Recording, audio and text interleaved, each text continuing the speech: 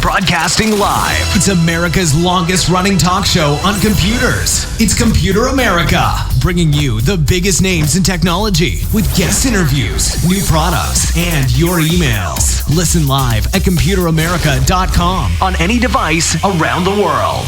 Email the show at live@computeramerica.com or find us on social media. Be sure to check out our website for contests, giveaways, show notes, live video stream, podcasts, and more. You're listening to Computer America.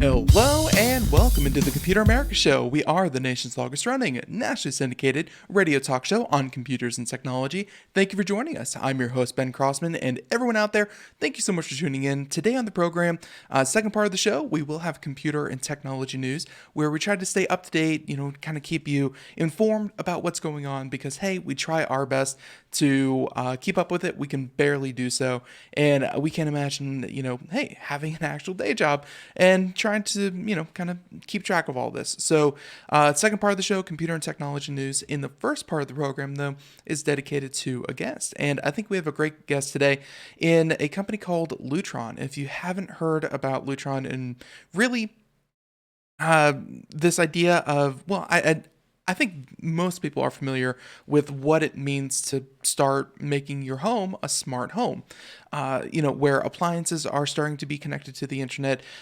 security cameras and things like that are accessible, over the internet. There's a lot of benefits, and one of the best parts of a smart home is, of course, the lighting and what it can do and how it can, not just save you money, but just really make your home feel a lot cooler, I guess. So, hey, we're going to have Lutron's show in just a moment, but everyone, before we do, computeramerica.com, that's where you'll find everything, including links to today's guest. We'll have any products that we talk about, we'll have links in the show notes.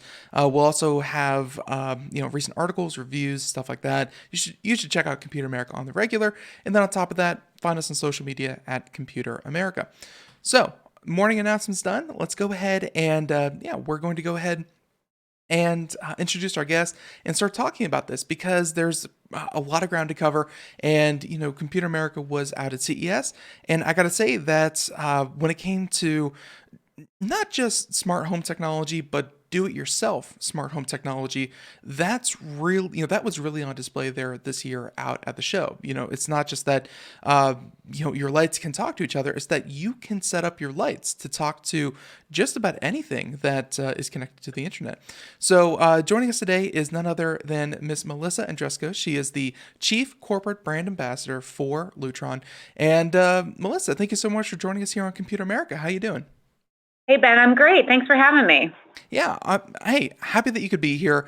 Let's go ahead and get a little bit of background on yourself. When did you start working with Lutron, of course, and then talk about Lutron, the company, for people who may not be familiar.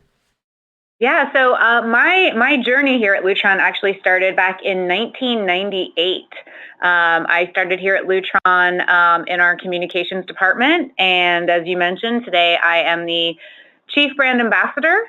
So I am working on Lutron's communications program, public relations, our industry relations, and I'm really happy to be here today. So thanks again for having me on as a guest. Of course, of course. And for those of you watching the video portion, you're able to see the website. We have, of course, this website. And the first thing that people may notice, of course, Lutron, but we are going to be talking about, and I apologize for not getting this right if I don't, but Caseta or Caseta by Lutron. What is Caseta and how do you say it? But and what is this arm of Lutron?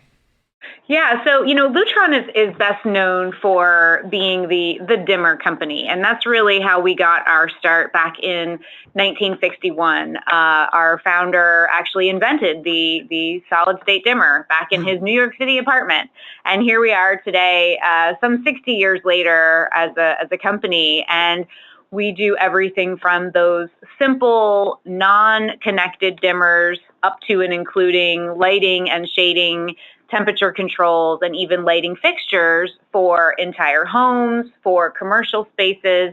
So we really run the gamut. But to answer your question about Caseta, Caseta is really our entree into the smart home. So if I can back up a bit, I mentioned, sure. Yeah, so I said, Lutron is really known for originally having a dimmer. And for a long time, we had the single light dimmers, and we had these whole house systems that were professionally installed and were really designed for larger residences. So Caseta is a great way to kind of dip your toe into smart lighting control, and it's a great way to get started with kits that start for under $100. So a great way to kind of get your feet wet if you're on the fence about how to automate your lights. Yeah, and I guess that ties in very nicely with what I said, kind of in the introduction, where at CES this year, where of course Lutron was displaying, as I said before, like it's not just about smart homes, because I think some people get this misconception that smart homes starts when they're building. Smart homes are built; they're not, kind of retrofitted in any way. But that's, so many companies and Lutron now with this offering, you really feel that home automation is something that people are going to want if they just try it, and it doesn't have to be that expensive to get into it. That seems to be where where this lineup is kind of going. And do you kind of share that feeling where home automation, if people just tried, if they don't have any in their home right now, if people try it, they'll like it, and if they like it, it's not that hard to do? Yeah, you're right on absolutely, Ben. You're right on both points. So to your first point about your smart home doesn't have to be built from the ground up, completely true. So in the case of Lutron Caseta, for example, it's a one-for-one swap wherever you have a light switch today. So you're not having to run any new wires. You're not having to, kind of reconfigure the layout of the lights in your home. Wherever you have a switch or a dimmer on the wall today, you would simply take that one out and replace it with the Caseta one. And for people who may not have overhead lights, we also make a version that plugs right into the outlet, so you can actually dim your table and floor lamps as well. So you're absolutely correct that you can do this at any time. You can expand the system at any time. And to your second point about affordability. Yes, packages start at under $100, and that's kind of the beauty of these types of systems, is that it can grow with you. So maybe if you want to just kind of dabble in smart lighting and you want to start with maybe an outside light, you realize, hey, these benefits are great, I want to add maybe a couple lights inside, you can add them very easily and very affordably, and then also start integrating with other smart home products that you may already have. So it's a great build, and again, super affordable. Yeah, and we actually have a question here about some of the added conveniences that installing a system like this could have. What are some of the benefits of having a system like this? Because many people may think, well, great, I can turn my lights on and off from my phone, but that's a trick. I could just walk over to the wall and do it. What are some of the conveniences that people can kind of see from installing smart lighting? Yeah, and I think you make a great point, because I think there are there are definitely some people out there who might say, oh, I'm not lazy. I can get up and control my own lights. Come on, I don't need a remote control for that. But to your point, when you start hearing some of the benefits, like, for example, using the Lutron app to schedule your lights. So what does that mean? I can actually go into my app and say, I want the following lights to turn on every day at sunset and then off again at sunrise. Or the coolest feature that I think that we have in the system is something called Smart Away. And this is really that benefit that's going to give you that peace of mind feeling. Mm-hmm. So if you're going away for the night or you're going away for the weekend, from the Lutron app, you push a button that says Smart Away, and it will randomize your lights in your home for the period of time that you're gone. So it's going to make it look like there's somebody in the house. So, again, good for the peace of mind. Your house isn't sitting dark for a weekend or at night. You're going to have randomized activity throughout the period of time that you're gone. So, that's a great, peace of mind thing. And just the fact that you can always be walking into a lit house. To me, that's for someone who, like me, who comes home a lot in the evening hours, knowing that I can have my lights turn on automatically or detect my location from my phone, it really helps me, feel more comfortable walking in at night. And we should probably mention real quick about the technology that you were using. I think most homes have Wi-Fi of some sort. So does this operate off Wi-Fi, Bluetooth, and of course, some of those features that you were talking about. Of course, that's geofencing with a smartphone. What would you recommend people have in their home already to best utilize something like this? Yeah, so Lutron's Caseta system operates on our own proprietary technology called Clear Connect, and it is an RF, a radio frequency protocol. So really what you need to have in your home is a router. And essentially the way that the system is going to come together is every starter kit comes with what's called the Caseta bridge. You simply connect your bridge to your Wi-Fi router, and that's what's really going to make that connection from your home to your phone.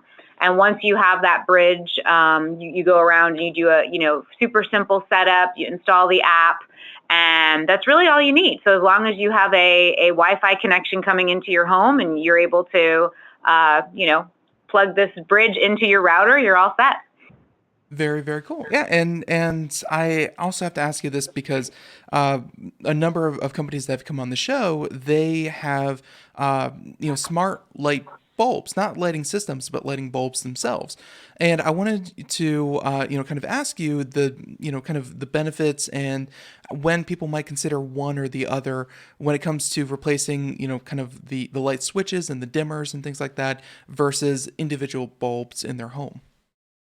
Yeah, I think it's it's definitely a personal choice. I think when people think about smart lighting, I think smart bulbs might be the kind of thing that comes to mind first.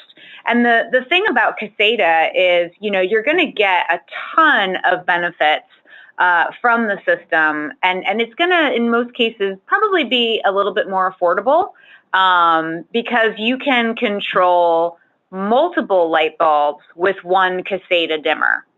So for example, if you have a bank of, let's say, 6 lights in your ceiling in your family room, one Caseta dimmer is going to be able to control all 6 of those lights. Whereas if you were replacing each one of those with a smart bulb, it's going to become a little bit more costly.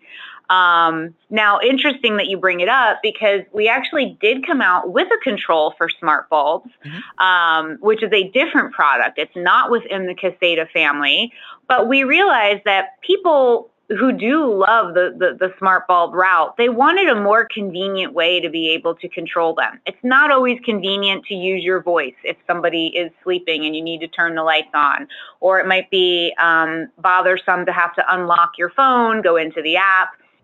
So we actually introduced a product recently called Aurora, which gives you that familiar control of a smart bulb right from the wall. And this is something that we are doing with with the Philips Hue brand. And so right from the wall where you've got that toggle switch now that's controlling a smart bulb, this device actually locks the switch into that on position, and then a dimmer snaps right on top of it. So people who are guests in your home who might not be familiar with that smart bulb concept, they're going to have that familiar rotary style dimmer on the wall, and they're going to be able to easily control the light. So, That's love that Lutron is always coming out with these new ways for people to enjoy the best possible light in their home. that's a that's a very ingenious solution, because I've actually ruined a smart light bulb just a couple of weeks ago, because I have one in my office, and I would just, when I'm walking in my office, I would turn off the lights, and it's a smart light bulb, and I guess trying to figure out if it's off in the app or off on the wall, and I was turning it off and on so much that I did some kind of factory reset where, I guess if you turn it off and on like 5 times, kind of quickly, it can go back to a factory reset. I've locked it up, and I completely ruined a $60 light bulb, and that does not feel good. Wow. So, And that's very common. I mean, that's one of the reasons why these two companies entered into this alliance, is like the number one complaint from smart bulb users was that the bulb was being turned off. yeah, And then, you're losing that power to the bulb and rendering it pretty much useless for that time being. So we have a great yeah. solution out there. I can definitely tell that it's and really that's something that I'm sure that you run into all the time when talking with people about these ideas, is that your engineers are very, very smart people, but people in general can find a lot of ways to poke holes in the best of plans. You must spend, and you and Lutron and the engineers must spend a lot of time trying to, I guess, kind of shore up and, fix some of the common problems that people have with, even your own solutions. What would you say are, and that's kind of the smart light bulb kind of issue. What are some other common issues people might have with smart lighting that you've had to address? So I think the most recent thing that I think really has kind of revolutionized not just the smart lighting industry, but just lighting in general, is really the growth of LEDs. Hmm. And interestingly enough, we went through a really pretty much a re-engineering of our products a few years ago when incandescents were slowly being phased out. And then in 2013, when we were on the cusp of having that last round of incandescents go away, we had to think about the future and what were people going to be using for their bulb choices. Halogens were obviously still available, but at that time, people were really switching over to dimmable CFLs, and at that point, LEDs were still $70, $80 a lamp. Right. So we were trying to think about how can we future-proof our products so that as this lighting industry continues to shift, our customers are ready and that their products are going to be able to work a year from now, 5 years from now, because we certainly don't want people to have to be going out and buying new dimmers every couple of years. So, Hmm. we really re-engineered how our products work. And today, with the Caseta system, for example, I can use that on halogen bulbs. I can use it on dimmable LEDs. And, we really try to work with our customers to help them throughout that journey, because as you are probably aware, not every LED looks the same, performs the same. So we've actually gone through tons of testing of LED bulbs, and we actually have lists that we provide our customers where, we say, look, if you are interested in this brand bulb, here are the 12 different ones we recommend, or the 10 different ones we recommend. So we've done all that homework for the consumer so that when they do make that switch, or if they make that switch to an LED, that their product is going to work just as well as it did if they were dimming an incandescent or a halogen bulb. So I'd say that's probably one of the biggest changes that we've seen over the last couple of years is just keeping up with all the new light bulb technologies. Yeah, I will say that even in our home, like, we're finally making the switch, and uh, not ignoring even things like color, Kelvin and warmth versus blue light versus orange light, and all that kind of stuff. Like some LEDs just really don't perform all that well, and fortunately, unfortunately, it's so inexpensive to produce these light bulbs that there are a lot of very cheap LEDs flooding the market, and really, if you don't. The promise with LEDs is like you only have to replace a light bulb like once every 30 years. But if you go with, some of the worst options out there, you could still be replacing them every couple of years. And it's, Yeah. yeah. Yeah. And to your point, I mean, there's really no standardization right now Right. in the area of LED manufacturing. So that's why we've done all the homework for you. And we've tested thousands, and I mean that, thousands of light bulbs to say, okay, this one's not going to perform as best. Because, when you start dimming LEDs, it can be a tricky science to make sure that you don't experience flicker and that you don't experience like a sudden drop off of light when you're trying to dim it from, let's say, 75% down to 50%. So we're really proud of the performance of our products with these LEDs, and hope that we've made it really simple for the customer to make that switch. So one thing I'm noticing here on the website that it keeps popping up, and you've mentioned it once yourself, and that is the idea of voice control. And obviously, I think, and you can kind of correct me on this, but I think it's because of the rise in impact that digital assistants have had, and by that I mean things like Google products, Amazon products, so on and so forth. There's also Apple products and Sonos and so on and so forth. Uh, is that the reason why voice control is becoming a thing, or is it? Do people really come into their home and just be like, I'm home, and suddenly all the lights turn on? Voice control, why have you made that such a priority in your new system?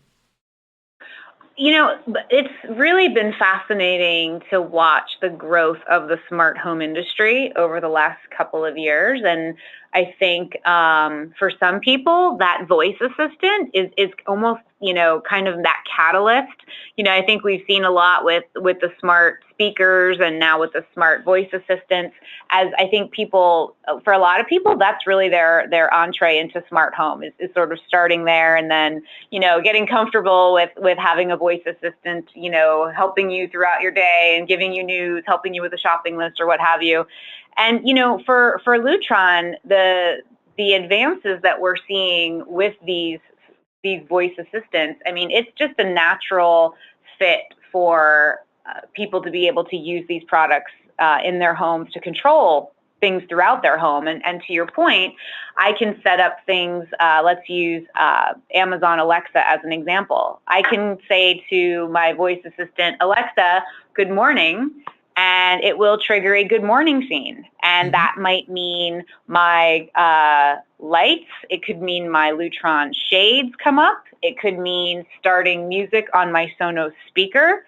It's a very customizable, very personal experience, but we are absolutely 100% seeing a surge in customers doing that. And they're telling us how they're using these voice assistants to simplify their daily routines and to, get their house ready for a party. If you are entertaining, you're, trying to get things ready last minute, to have to go around and adjust lights and turn lights off in these areas, you could just say, Alexa, set party time, and it's going to, get the music right, the lights right. So it's really a great time saver, great convenience factor. And, Lutron does work, our systems do work with Apple, Amazon, and Google. So we do give people choice no matter which voice assistant they prefer. So, and I don't think that's going to slow down anytime soon. I think we're going to continue to see, people using that voice assistant as their base, and then growing their system from there. Yeah, and really their base, and at the same time, I think that a lot of the products that have really found success in the home when it comes to smart products include things that are very, kind of do it yourself. They're very easy for the individual consumer, because it's one thing to go out and buy, a $200 doorbell camera, but if you know I know some people hire a handyman and come out and do it, but they could also do it themselves. Like if it cost an electrician to come out for a couple $100 to install your system, it's very prohibitive when it comes to cost. A lot of these seem DIY, and a lot of the ones that you seem to work with, looking here on the website, I was just looking at the Serena, I think the automatic Yeah, those are shades, our automated shades. Yeah. right? Yeah, and I was looking at that, and that's the only one I'm not familiar with in a home. But I know that when it comes to lighting, light switches, doorbells, when it comes to a lot of these other products, how hard, difficult, easy would you say is for the average homeowner with a even just an entry level what I'm trying to say is I don't know what the standard level of handiness is in a home, but how difficult or easy are these products to install? Yeah, so when it comes to I'll start with the Lutron products, but let's start with the shades because we haven't really talked much about the shades. But Sure. Lutron's been in the automated window shading business now for over 20 years, and the Serena product in particular is really the homeowner favorite. It's a DIY automated shade that can be tied into your Caseta system, and these shades start at under $300. So for people who have concerns about like screen glare or privacy or have like a hard to reach window, being able to have a shade that can be controlled from an app or again from your voice or a Lutron remote is a fantastic benefit. And when it comes to measuring and installing, what we say to people is if you can measure for mini blinds and install your own mini blinds, you can install a Lutron shade. It's a very simple measurement process and the installation, I've installed many in my own home and by myself, and it takes me probably about 20 minutes per window from start to finish. And that includes measuring, that includes the drilling, putting up the brackets. So it is very simple. But to your point, there are definitely products out there that do require some professional help. And, we find that there's a mix of customers out there for Lutron who are tackling these projects themselves, and there are some who are asking for help.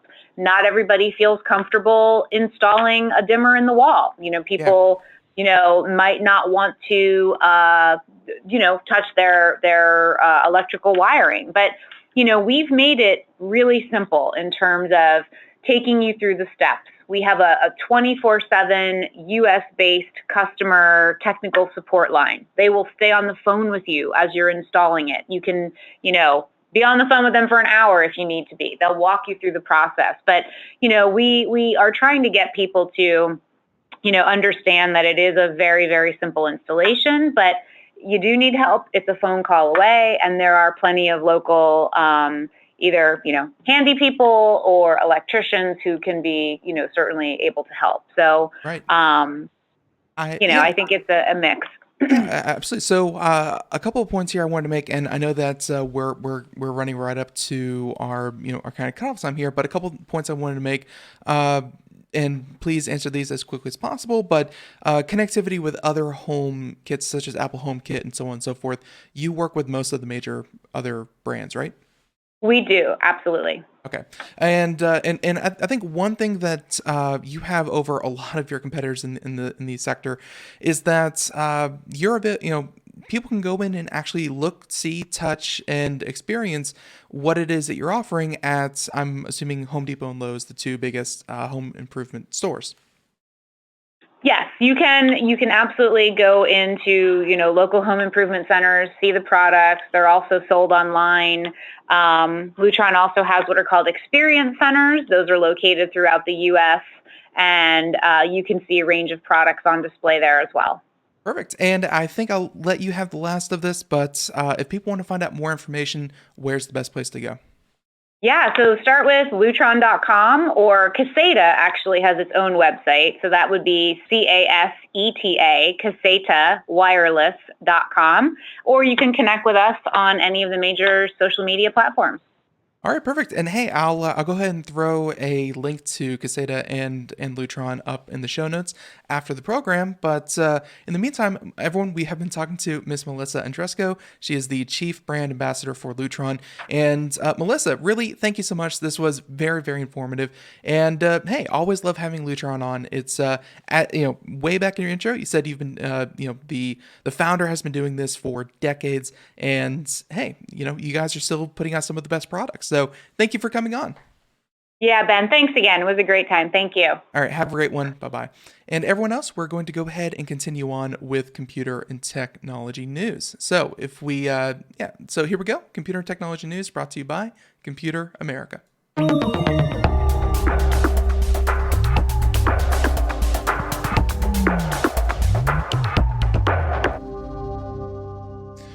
So everyone, okay, there you go. And hey, that was the great first segment from Lutron. And normally guests can stay a little bit longer, but if there's a hard cutoff, we are perfectly fine with that. And again, if you want to find more information, definitely check out the website. So in the meantime, we are going to do computer and technology news, and I think our first story that we're going to do, hey, we have a lot of different stories that we can definitely talk about. How about we talk about some of the effects of the coronavirus. And the coronavirus, I know it's been around for a while. It's kind of old news, but still recent news at the same time. And I got to say that two different stories really caught my eye about this. The Geneva Motor Show. If you don't know what that is, that's where some of the latest technology and really cars and concept cars, very, very cool show. They bring out their products and show the auto industry what is hey, what's the best of the best, what's the top of the top, and at the same time, what is the newest technology. So unfortunately, this year we won't have that, saying that the Swiss government has banned all events with over 1,000 people because they don't want to spread the coronavirus. They said that, like Mobile World Conference and Facebook's F8, the 2020 Geneva Motor Show, yep, you heard that right, the Mobile World Conference as well, has been definitively canceled and will not take place this year. The Swiss government has imposed a ban on gatherings of over 1,000 people. And that will go into effect immediately until at least March 15th, according to swissinfo.ch. And other sources, they said that the Geneva International Motor Show has also started emailing manufacturers to give them the news, according to the BBC's and others.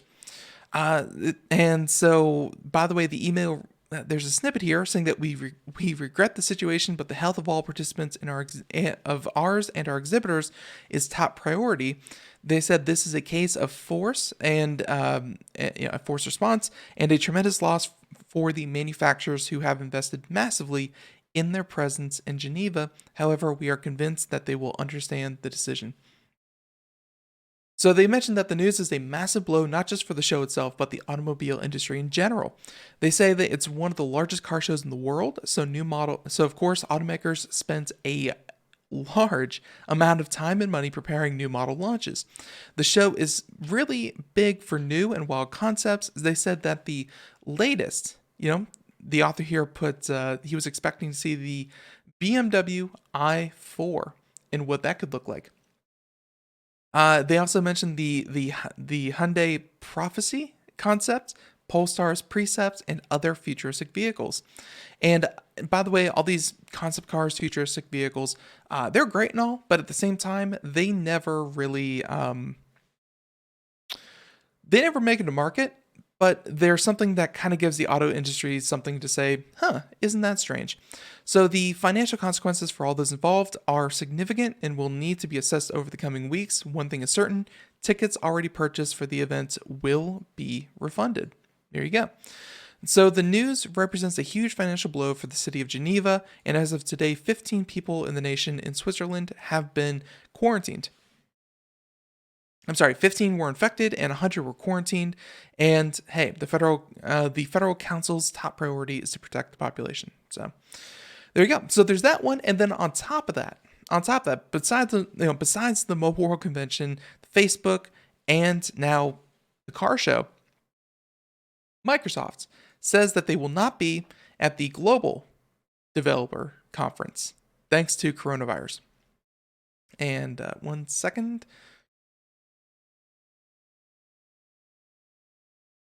Sorry about that. I had to cough. Okay, so Microsoft is skipping the Game Developers Conference in San Francisco this year, citing concern. Well, and by the way, it's not the Global Game Developers Conference in San Francisco. They say that it isn't in the only company to bow out, saying that Sony, Facebook, and of course Kojima Products and Unity Technologies previously announced that they would miss the show in order to keep their employees and attendees as safe as possible.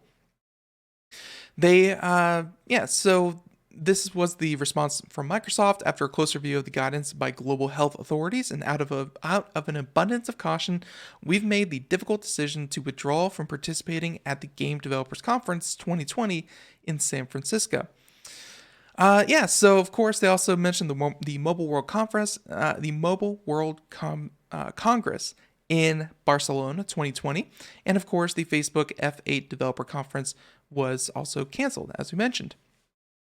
So while we won't be able to bring our G4E events online, we remain committed to celebrating and amplifying our diverse communities throughout the year. So all this being said, the coronavirus doing its thing, I do want to say this may be a catalyst that does one of two things for all of these shows, and really for all these trade shows. Gaming shows and, the Game Developers Conference is a little bit different, but for, the Mobile World Conference, for the car industry conference, things like that, it's either going to kind of solidify that the industry really appreciates these opportunities to get together, look at new ideas, talk with one another, make connections in person, and these canceled events means that next year they'll be even more excited to get out there and be able to do this. The other part of it, the other side is that these companies, they still have things to announce, and they will announce them this year.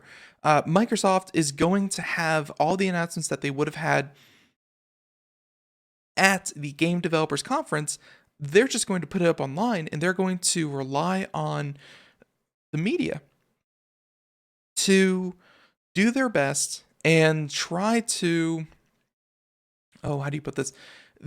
They're going to put out their own press releases, and they're going to hope that the power of the internet and enough people talking about it gets the message out sufficiently. And if it does, the economic difference between putting out a press release and letting everyone tell your story for free is much less than sending out a team, setting up a show, putting on a performance at a conference, and announcing all of these changes. So we may see that this may be, kind of the beginning of the end of a lot of these trade shows.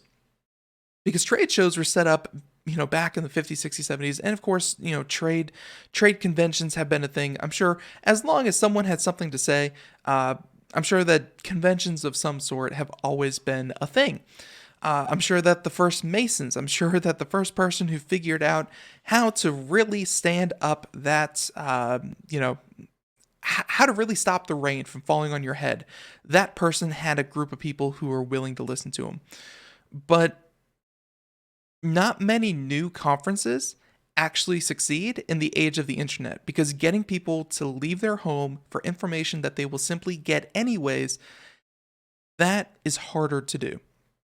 So I'm very interested to see how this plays out. Next year, again, either they're really going to say, wow, we missed doing that, we definitely have to do it next year. Or they're going to say, after not doing it one year, it's really easy to not do it the next year. So we'll certainly find out. We'll certainly see. Big conventions obviously grab more headlines, but hey, a company like Microsoft, they don't need to grab headlines. They are the headlines. So I don't know. That's just my take on it. So a couple more conventions, of course, people pulling out of some of the major ones, and then hey, some of the more popular ones. There you go. Let's see. So let's go ahead and continue on here. This one's interesting. So Vivo. I'm not strictly familiar with Vivo and their camera, but, well, I should say Vivo and their phone, because they obviously make cameras, but Vivo and their phone. They said that the Apex 2020 also has a 7.5 times optical zoom camera and 60-watt fast wireless charging. And they even have a little shaky demonstration here of what that looks like. So it's saying that now that we're in 2020, it's about time Vivo gave us an annual update on the Apex concept line, which in the past 2 generations has given us a taste of what was to come in the smartphone world. They say that Apex was, Vivo and their Apex line, they introduced in-display fingerprint reader, pop-up selfie camera, near buttonless design, and more. So what happens here very easily is picked up by some of the other more mainstream phone companies. In the case of this 5G enabled Apex 2020 is all about the camera's display and wireless charging. I think those are pretty safe bets. Although the camera technology, this is something that you have to see. I'm going to talk about it as best that I can, but you really have to check this out. It's something really different. They said that starting off with the 16 megapixel periscopic camera on the back, it offers a continuous optical zoom of 5 to 7.5 times. This breaks the previous 5-time upper limit of the likes of the Huawei P30 Pro and the Oppo Reno 10X zoom, and will likely produce results that are almost as good as, if not better than, the 10 times hybrid zoom is offered by both devices. What's more impressive is that this camera module is only 6.2 millimeters thick. It's so tiny, which is slimmer than the 6.8 millimeter thick component. So they also mentioned the gimbal camera, and this is what they're showing here. They have a phone that they're kind of shaking back and forth, but you can see that I don't want to say that the movements are too drastic, but the movements, I guess, in the little clip here, they're trying to simulate what it would look like, maybe an unsteady hand while someone is filming. Not running, but standing still, holding their phone, and those little movements that people have in their hand. This gimbal camera would be able to completely eliminate those. The lens is going to stay perfectly still. From the phone rocking back and forth, not so much that it's going to prevent. It's not going to prevent any movement on massive swings of the arm, but it should make the video a lot smoother. And hey, let's face it, pictures as well, because people move just a little bit when they hit the button, so this should help that as well. They said that the 48 megapixel gimbal camera below the zoom camera is rather fascinating. It has some sort of gimbal-like structure into the camera, and that it achieves optical stabilization in the front, back, and left, right inclined directions with enhanced performance. They said that it was inspired by the chameleon's eyeball, which steadily rotates in a way that helps the reptile lock onto its prey. Who knew? Who knew that chameleons would be the inspiration for high tech? So they said that think of it as an optical image stabilization on steroids, and that Vivo lab tests claiming that compared to traditional optical image stabilization, this implementation extends the stabilization angle by 200%, a much steadier photo and a much steadier video. I think that's going to be a huge thing if a phone company can actually bring it to market. So they also mentioned the lack of a selfie camera. Well, Vivo has indeed been working on under-screen camera technology, and much like Oppo's experimental implementation, when the hidden 16 megapixel front camera is activated on the Apex 2020, the screen area right above the camera becomes transparent. We saw some of that technology, and by the way, this is a very, very ingenious use of it. We saw that technology at CES where they're able to make transparent displays that become transparent, but still show other parts of the screen as if it would have an image on it. I have never considered that you would just have a small section of the screen that would be linked to the rest of the phone, and that would become transparent whenever you wanted to take a selfie. That frees up in most phones, like let's say the iPhone, you have that weird Mickey Mouse ear looking thing, and of course the notch. And in other phones, they've narrowed it down to a pinpoint. And I was thinking, well, you can't really get much better than that. And one answer was the pop-up selfie camera, where you could just have the flat screen and then the camera could come up. But of course, that's a moving part that can break, and that adds complexity. But being able to put a display over the camera, that's very ingenious. So they mentioned that this part also features much larger display pixels to allow for better light transmittance. In this case, it's 6 times that of the normal parts of the screen. So essentially, larger pixels, it's going to look a little bit different, but at the same time, if it's just the size of a selfie camera, you're not going to notice that much. So that's good. They said that the rest is then handled by algorithms to make up for any optical interference, and it can use a 4-in-1 pixel binning to boost sensitivity. He wasn't convinced by the results he got at the prototype device back in December, but if it's still betting on this technology, then maybe there's still hope. Software can fix a lot, so it's interesting. It's still a really interesting approach. They also have another feature called the voice tracking autofocus, which makes use of the phone's 3 microphones. They said that they have 2 microphones for picking up sound and 1 for acoustic autofocus, along with image recognition to better focus on the audio of your desired subject. This sounds very much like the voice bokeh. Bokeh, whatever, feature in the recent LG V60 ThinQ 5G, and is somewhat similar to the Samsung Galaxy Note 10's zoom-in mic. There you go. So looking at some of the other features, curved screen, the screen is going, well, they also mentioned the waterfall screen, where the screen kind of comes up and over the front of the phone, so kind of like a waterfall.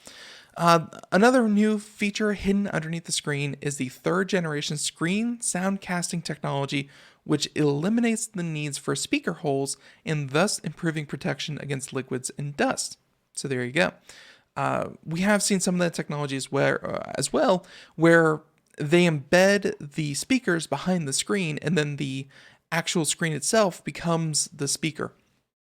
Very, very interesting technology. And this thing's pretty darn awesome. They mentioned that the Apex 2020 runs on Android 10 and is powered by Qualcomm, the Snapdragon 865 chipset, and a 5G modem. It packs 12 gigabytes of RAM and 256 gigs of storage. Hopefully, we'll see some of these next-gen features on new smartphone sometime this year. And again, you haven't probably heard of this phone all that much, and it's more because this phone is like a prototype for what other phone companies could potentially be doing. So there you go. Let's go ahead and continue on here, looking at some of these stories. How about battery life? Always an issue. Timex, they're best known for their wristwatches, and I don't think they're known for smartwatches, but they're definitely known for watches. So Timex has a new Ironman smartwatch. It's a R300 GPS, bundles the workout essentials. It has heart rate monitoring, guided coaching, and a range of performance metrics, and water resistance up to 30 meters. So of course you can go diving with it. And it avoids adding unnecessary extras that sometimes drive smartwatch prices up. They say that it's just $120, and the company claims that the battery can last up to 25 days, as long as you only use 20 hours of GPS. Obviously here, they're saying that the GPS feature of the smartwatch is the thing that drains the battery the most. So they said that this is really more of a fitness band than a smartwatch, or in the company's words, a sports-first smartwatch. The design isn't anything novel. In fact, the design looks very, I don't want to say dated, but dated. And yeah, hey, that's what they're going for. And as we said before, about $120 for that smartwatch. It's pretty neat. Okay, so continuing on here, our next story, we have tons of different stories that we can do. How about we talk? Okay. This one happened a couple days ago, and it happened a couple days ago, and we never got around to it. Should probably mention it. The Raspberry Pi 4, the Raspberry Pi in general, and what they've been doing, even if, they aren't making headlines every single day about, just a system on a chip, just an all-in-one contained computer, well, they've still been hard at work. They said that the Raspberry Pi 4 is approaching its first birthday, but it's already getting an upgrade, more memory. So the Raspberry Pi launched in June 2019 with 1 gig of RAM for $35 and 2 gigs of RAM for $45, and now 4 gigs for $55. But as of today, the 2 gig model is getting a permanent price drop down to $35. Pretty cool. So as usual, the rest of the specs remain the same, including a Broadcom BCM2711 SoC with 4 1.5 GHz Cortex CPU cores. They have gigabit Ethernet, 2 USB 3 ports, 2 USB 2 ports, a headphone composite video jack, and 2 micro HDMI ports powering 2 4K monitors. It's very impressive what this little computer for $35 can really do. And then of course, you go out, you buy this thing, you buy a case for it as well, and then you can start programming it to, kind of do everything that you want. And of course, the added RAM is going to make it feel much, much faster. So there you go. The Raspberry Pi 4 getting an upgrade. That's awesome. All right, so why don't we go ahead and let's see. And by the way, computer and technology news, just trying to find anything that we didn't really mention. And not saying that there aren't stories, it's just I didn't find them. So, OnlyFans. Check it out. OnlyFans. This is a service, I think, for connecting kind of fans with content creators. So they mentioned that more than 1.6 terabytes worth of videos and images from OnlyFans has been leaked online. The data dump appears to be primarily composed of women's accounts, specifically those who use the site to share, images. OnlyFans claims it's not due to a hack, though. They mentioned that the company has found no evidence of any breach of our system and that the leak files appear to be curated from multiple sources, including other social media applications. OnlyFans did not respond to The Verge for requests for comment. OnlyFans allows influencers and other public figures to share content via a premium pay model, and it's a way to control their content behind a seemingly reliable paywall. It's all the more important, of course, with the passage of the FOSTA, a federal bill that led to the shutdown of many online performers being able to work on. So rather than a hack, here's the thing, the leak seems to be the results of OnlyFans customers acquiring the photos and videos individually, then sharing them with others and compiling them into a large file for free. These photos and videos normally have to be paid for and are meant to offer other users another way to make income. So they mentioned that the videos can sometimes get reposted without permission, and a brief section in the FAQ, it simply says that the performers should contact the company and we will assist you. So this isn't so much of a hack, but it seems that users work together and compile these massive lists or, these of photos and videos, and they're able to share them with one another. Pretty interesting. I mean, obviously, it just takes one person having to pay for the paywall, and then they decide that they, should rip the content and just put it out there for free. What would have been one person paying, $10, what is one person paying $10 when it should be, thousands of people? It doesn't take much for these pay for systems to be really disrupted. So it's not a perfect system, but it's a system anyways. Yeah, not much to say about that. Let's go ahead and continue on here. So let's go ahead and talk about, okay. Let's talk about horror story subreddits. And this is a pretty interesting news article because if you've never heard of Reddit, where have you been? It's like the third most popular website on the internet. And there's a subreddit within the Reddit that is kind of like creative writing for horror stories. And everyone on the subreddit is to pretend that everything that is written actually happened. It's fiction, but it's hey, it's like any good scary story. It's fun when you let yourself be scared.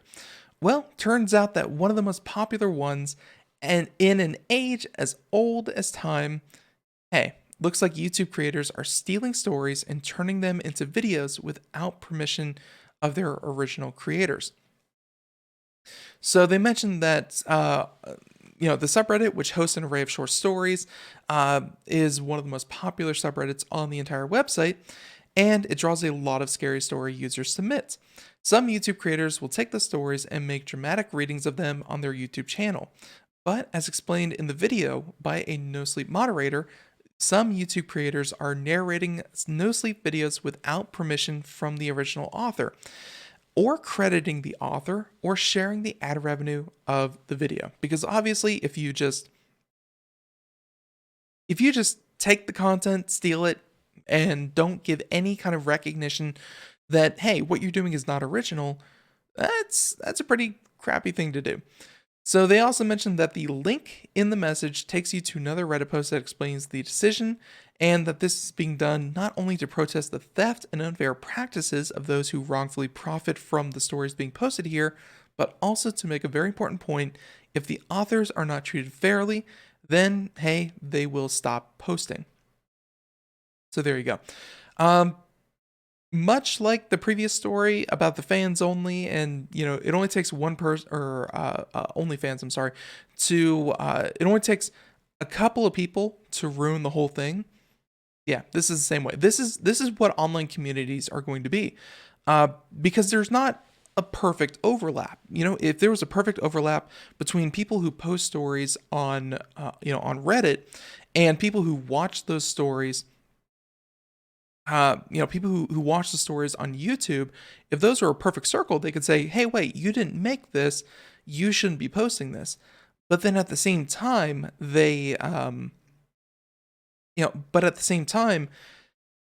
other communities aren't going to know where it came from to begin with, and they will think that someone, hey, let's face it, is potentially more creative than they are. So there you have it, ladies and gentlemen. Oh wait, no. I'm sorry. Yeah, we have time for like a quick story. Let's see what we got. Just real quick, let me look for just one more story, and let's see. How about this one? And I don't know how quickly I can do this, but it just caught my eye real quick. So this is from The Hill. And let's see. Yeah. So this is from The Hill. Senate unanimously approves bill to ban purchase of Huawei equipment with federal funds. There you go. The war against Huawei seems to be continuing as, let's see, the Senate Committee Chairman Roger Wicker,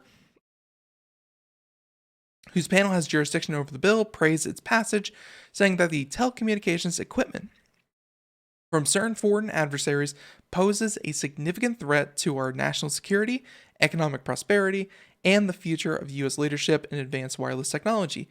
By establishing a rip-and-place program, this legislation will provide meaningful safeguards to our communication networks and more secure connections in America. Here's the problem I have with this message that it's sending, though. It's that don't use government funds to buy Huawei, which is, seen by the government as really an extension of the Chinese government's arm. Don't use government funds to buy Chinese products. That's essentially what they're getting at here, and really in the vein of cybersecurity. My problem, if this coronavirus alone has shown we are so intrinsically tied to the Chinese market and the Chinese manufacturers and Chinese companies, Chinese systems, Chinese people, Chinese governments even, that, when China shuts down, the U.S. economy shuts down. Or at least takes a massive hit. They can say, hey, don't purchase these devices all the time.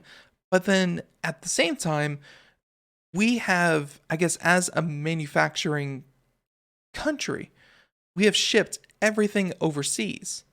And yeah, we've shipped everything overseas. If they don't want 5G antennas and 5G, cell equipment and things like that coming from China, there's not a lot of other players in the market to really buy from. You have a very, very small minority coming from Norway. They have, I think it's like Ericsson out there, and otherwise it's like Huawei or like nothing. These are not being made in America. And even if they were, they would be so much more expensive than what is coming out of China in mass numbers.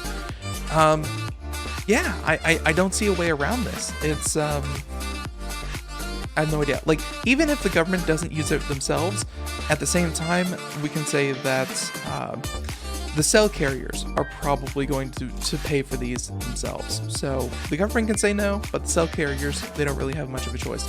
Everyone, we're flat out of time. Thank you so much for tuning into Computer America. Until next time, have a great one. Thank you so much. Bye-bye.